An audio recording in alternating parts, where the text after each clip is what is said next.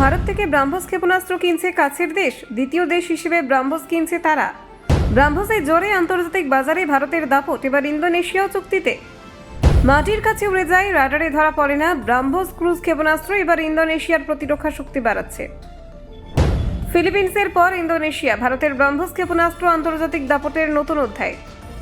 ভারত শুধু সমরাস্ত্র কেনে না, বিক্রি করেও দিচ্ছে আকাশ ছোঁয়া ক্ষমতা। ক্রুজ ক্ষেপণাস্ত্র ব্রাহ্মস মাটিতে, জল বা আকাশে কোনো স্থানে ব্যবহারযোগ্য শক্তি।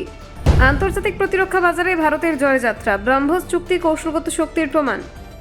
দক্ষিণ পূর্ব এশিয়ায় প্রতিরক্ষা কূটনীতির নতুন খেলা। ব্রাহ্মসই এখন মূল হাতিয়ার। ভারতের ব্রাহ্মস দ্রুতগতির নিখুঁত আঘাত এবং আন্তর্জাতিক ক্রেতাদের দৃষ্টি আকর্ষণ। ফিলিপিন্সের সাফল্যের পর ইন্দোনেশিয়ার চুক্তি। ব্রাহ্মস ক্ষেপণাস্ত্রের বিশ্বজয় শুরু। ডিআরডিওর প্রযুক্তি, ভারতের কৌশলগত শক্তি। ব্রাহ্মস আন্তর্জাতিক প্রতিরক্ষা বাজারে এক রত্ন।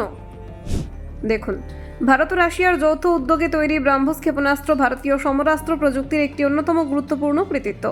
এটি শুধু ভারতীয় সেনাবাহিনীর প্রতিরক্ষা সক্ষমতা বাড়াতে ব্যবহৃত হচ্ছে না, আন্তর্জাতিক বাজারে ভারতের প্রতিরক্ষা সরবরাহকে শক্তিশালী করেছে।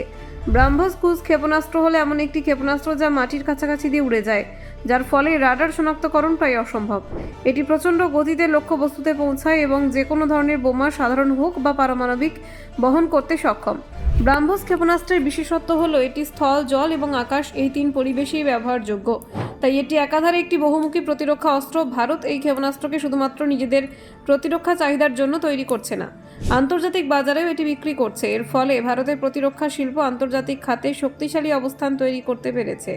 সম্প্রতি ইন্দোনেশিয়ার সঙ্গে ব্রাহ্মস কেনার একটি গুরুত্বপূর্ণ চুক্তি সম্পন্ন হয়েছে। ইন্দোনেশিয়ার প্রতিরক্ষা মন্ত্রণালয়ের মুখপাত্র রিকার্ডো সিরাইত জানান, এই চুক্তি ইন্দোনেশিয়ার সমরাস্ত্র সম্ভার এবং প্রতিরক্ষা শক্তি বৃদ্ধি করবে। তারা আশা করছেন ব্রাহ্মস ক্রুজ ক্ষেপণাস্ত্র তাদের দেশের সামরিক সক্ষমতাকে নতুন মাত্রা দেবে। ইন্দোনেশিয়ার এই চুক্তি ভারতের জন্য একটি গুরুত্বপূর্ণ কৌশলগত সাফল্য। এর আগে ফিলিপিন্স ছিল ভারতের ব্রাহ্মস ক্ষেপণাস্ত্রের প্রথম আন্তর্জাতিক ক্রেতা। 2022 সালে জানুয়ারিতে ম্যানিলা ভারত থেকে ব্রাহ্মস ব্যাটারিজ কেনার জন্য $375 মিলিয়ন চুক্তি করে। 2024 সালে সেই ডেলিভারি সম্পন্ন হয়। এরপর ফিলিপিন্সের সেনা আরও কয়েকটি ব্রাহ্মস ইউনিট কেনার আগ্রহ প্রকাশ করেছিল। ব্রাহ্মস ক্ষেপণাস্ত্রের বিক্রয় আন্তর্জাতিক কৌশলগত দিক থেকেও গুরুত্বপূর্ণ। এটি ভারতের সামরিক সক্ষমতাকে প্রমাণ করছে এবং অঞ্চল দেশগুলোর কাছে ভারতকে শক্তিশালী প্রতিরক্ষা অংশীদার হিসেবে উপস্থাপন করছে। বিশেষ করে দক্ষিণ পূর্ব এশিয়ার দেশগুলোর সঙ্গে প্রতিরক্ষা সম্পর্ক আরও গভীর করছে এই ক্ষেপণাস্ত্র। ব্রাহ্মসের একটি বড় সুবিধা হলো এটি অত্যন্ত দ্রুত গতিতে লক্ষ্যবস্তুতে পৌঁছায়।